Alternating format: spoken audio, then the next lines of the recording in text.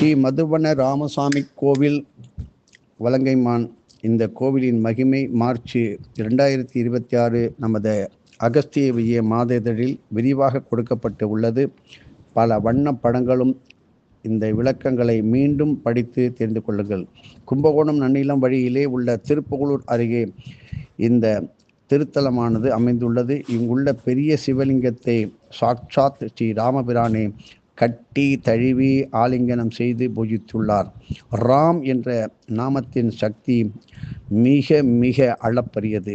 நாவால் உச்சரித்தாலே உடல், உள்ளம், மனம் ஆகியவற்றை மிக மிக தூய்மையாக்கி இந்த பரவெளியிலே புனித சக்திகளை பாய்ச்சும் வல்லமை கொண்டது ராமநாம ஜபமே.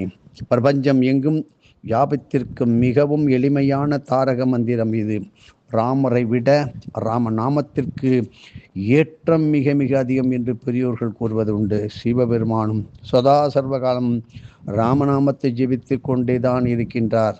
ஸ்ரீ ராமநாதீஸ்வரர் மகிமை என்ன என்றால், திரு ஞான சம்பந்தரால் பதிகம் பாடப்பெற்று பெருமை வாய்ந்த திருத்தலங்களில் இது மிக முக்கியமான ஒன்றாகும். மனித பிறவியின் உன்னத நோக்கமான ஆன்மீக வளர்ச்சியையும் பிறவிப்பிணியை அறுக்கும் முக்தியையும் வாரி வழங்கும் அற்புத திருத்தலமாக இது விளங்குகின்றது. இப்படி இந்த தலத்தில் ஈசன் முக்தி பேராகவே பக்தர்களுக்கு அருள் பாலிக்கின்றார். இதை காட்டும் வகையிலே தான் ஒரு அற்புதமான திருவிளையாடல் இங்கு நிகழ்ந்தது.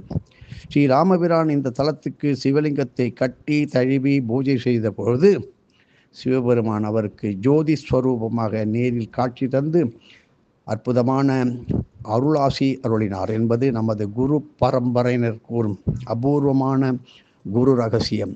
இந்த திருத்தலம் 4 வேதங்களின் இருப்பிடமாக திகழ்கின்றது. மேலும் ராமபிரான் நீராடிய விசேஷமான ஸ்ரீ ராமதீர்த்தம் அமைந்துள்ள புண்ணிய பூமி இதுவே. நமது குரு பரம்பரை சித்தர்கள் இத்தலத்தை பற்றி ஒரு சூக்ஷ்மமான ஆன்மீக உண்மையை கூறுகின்றார்கள். என்ன? இன்றும் இந்த ஸ்தலத்திலே சிவபெருமான் தாரக மந்திரமாகிய ராமநாமத்தை இடைவிடாமல் சொல்லிக்கொண்டு இருக்கிறாராம். அதை கேளுங்கள். அந்த தெய்வீக மந்திர ஒளியை இன்றும் அரூபமாக இங்கு வாழும் சித்தர்களும் மாபெரும் ரிஷிகளும் கேட்டு ஆனந்தமடைகின்றார்கள் என்பது இந்த ஸ்தலத்தின் தனி சிறப்பாகும். இப்படிப்பட்ட தலத்திற்கான சிறப்பு வழிபாட்டு முறைகள், அதாவது இங்குள்ள சிவபெருமானுக்கு இளநீர், பன்னீர் மற்றும் கங்கை நீர் கொண்டு நீங்கள் அபிஷேகம் செய்வது மிக மிக விசேஷமான பலன்களை தரப்போகின்றது. பல்வேறு புண்ணிய திருத்தலங்களில் இருந்து தீர்த்தங்களை கொண்டு வந்து இந்த ஈசனுக்கு சங்காபிஷேகம் செய்து வழிபடுவது மிக மிக அளப்பரிய புண்ணியத்தை கொடுக்கும். அடியவர்களோடு ஒன்றிணைந்து இந்த ஸ்தலத்திலே 1 கோடி முறை ராமா ராமா ராமா ராமா என்ற ராமநாம பாராயணம் செய்வது வாழ்வில் அதீதமான நல்பலன்களை அள்ளித்தரும் இந்த ஸ்தலம். இப்படி இது வேதங்கள் குடிக்கொண்டிருக்கும் திருத்தலம் என்பதால் சுவாமிக்கு பூணூல் சமர்ப்பித்து பின்னர் அதனை தானமாக எல்லோருக்கும் வழங்குவது அற்புதமான மிக சிறந்த சேவையாக சித்தர்கள் அதை பாராட்டுவார்கள். இதன் மூலம் வேத மாதாவான காயத்ரி தேவியின் பரிபூர்ண அருளாசி இரட்டிப்பாக உங்களுக்கு கிடைக்கும். மேலும் இத்தலத்தில் கடுக்கந்தானம் செய்வது சொல்ல முடியாத விசேஷத்தை கொடுக்கும். 4 ஸ்ரீ சரிவார் குழலி அம்மையின் மகிமை என்னவென்று பார்ப்போம்.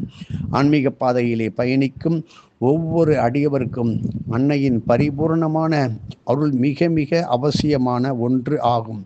அந்த வகையிலே பக்தர்களின் துயர் துடைத்து அருள் பாலிக்கும் கருணை தெய்வமாக விளங்குகின்றால் ஸ்ரீ சரிவார் குழலி அம்பாள்.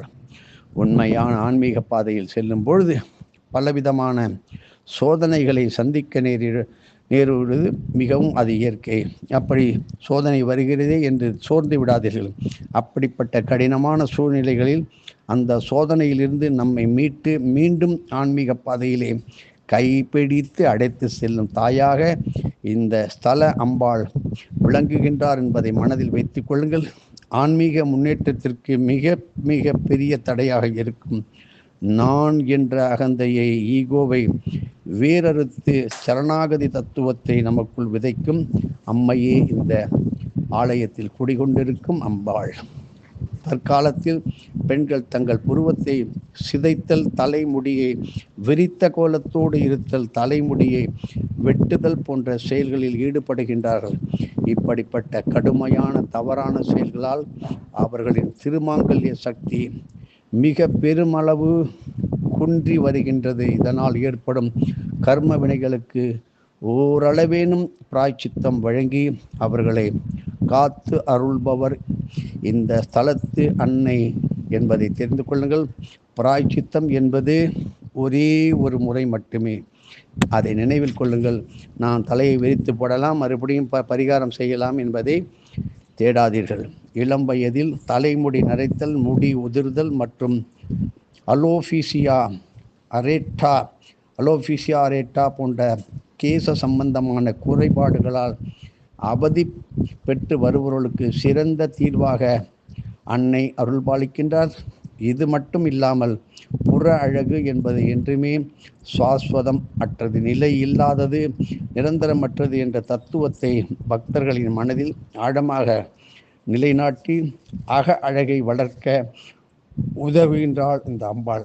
ஆண்கள் பாரம்பரிய முறைப்படி குடுமி வைத்துக் கொள்வதால் அவர்களுக்கு இயல்பாகவே கபால சக்திகள் மிக அதிகமாக பெருக்கமடைகின்றன. இவ்வாறு குடுமி வைத்து கொண்டு இந்த ஸ்தல சரிவார் குழலி அம்பாளை தரிசித்து ஸ்ரீ லலிதா சகஸ்ரநாமம் பாராயணம் செய்யும் அடியவர்களுக்கு கபால சக்திகள் பல கோடி மடங்கு பெறும் அப்படிப்பட்ட அற்புதமான ஸ்தலமே இந்த இடம். மேலும் அவர்கள் சக்தி உபாசனையில் மிக மேன்மை பெற அன்னை முழுமையாக உறுதுணையாக உதவுகிறார். குழந்தை பாக்கியம் வேண்டி தன்னிடம் சரணடையும் தம்பதியினருக்கு சிறந்த புத்திரப்பேரினை அருளும் கண்கண்ட தெய்வமாக இந்த சரிவார் குழலி அம்பாள் விளங்கி வருகின்றாள். அம்பாளுக்கான விசேஷ பூஜை முறைகள். இந்த ஸ்தல அம்பாளின் பரிபூர்ண அருளை பெறுவதற்கு அடியவர்கள் கீழ்கண்ட விசேஷமான வழிபாட்டு முறைகளை பின்பற்றுவது சிறந்தது. 1. தைலக்காப்பு. அம்பாளுக்கு சுத்தமான கரிசலாங்கண்ணி தைலம் கொண்டு காப்பு இடுவது மிக சிறந்த பலனை தரும். 2. சந்தனக்காப்பு. அன்னையின் சிரசில் தலையில் கைகளால் இழைத்து அரைத்த தூய சந்தனத்தோடு அரகஜா கலந்து காப்பிட்டு வழிபடுவதில் மிக அளப்பரிய நன்மையை தரும். 3. தீப வழிபாடு. அம்பாள் சன்னதியில் கரிசலாங்கண்ணி தைலம் கொண்டு தீபம் ஏற்றி வழிபடுவதில் விசேஷமானது. 4. நாம பாராயணம். அன்னைக்கு முன்பாக அமர்ந்து ஸ்ரீ லலிதா திருசதி பாராயணம் செய்தல் ஆன்மீக பலத்தை நன்றாக அதிகரிக்க செய்யும். 5. நைவேத்தியம் மற்றும் தானம். கேழ்வரகு ராகி தோசை, கேழ்வரகு களி உருண்டை, இந்த களியினால் செய்யப்பட்ட கேழ்வரகு உருண்டை மற்றும் கேழ்வரகு புட்டு ஆகியவற்றை செய்து அம்பாளுக்கு நைவேத்தியமாக படைக்க வேண்டும்.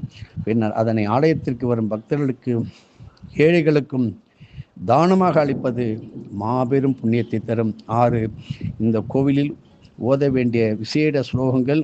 ஸ்ரீ விஷ்ணு சகஸ்ரநாமம், சிவ சகஸ்ரநாமம், ஸ்ரீ திருஞான சம்பந்தரின் சங்கொளிர் முன்கையர் என்று தொடங்கும் பதிகம். 7. ராமன் நாம ஜெபம். 8. லலிதா சகஸ்ரநாமம். 9. லலிதா திருசதி. இப்படி ஸ்ரீ சரிவார் குழலி சமேத ஸ்ரீ ராமநாதீஸ்வரர் சுவாமி முழுமையாக சரணடைந்து தூய பக்தியோடு இத்தகைய வழிபாடுகளை மேற்கொண்டு வாழ்வில் அனைத்து நல் பலன்களையும் பெறுவோமாக. சிவராம பாகிமாம், சிவராம ரட்சமாம். தொடர்ந்து பார்ப்போம். பராபவ வருட அற்புத வழிபாட்டு ஸ்தலம் மல்லிப்பட்டினம் ஸ்ரீ கோதண்டராம சுவாமி திருக்கோவில். எதுவும் என்னுடையதல்ல, அனைத்தும் உடைய அருளால் அருணாச்சலா.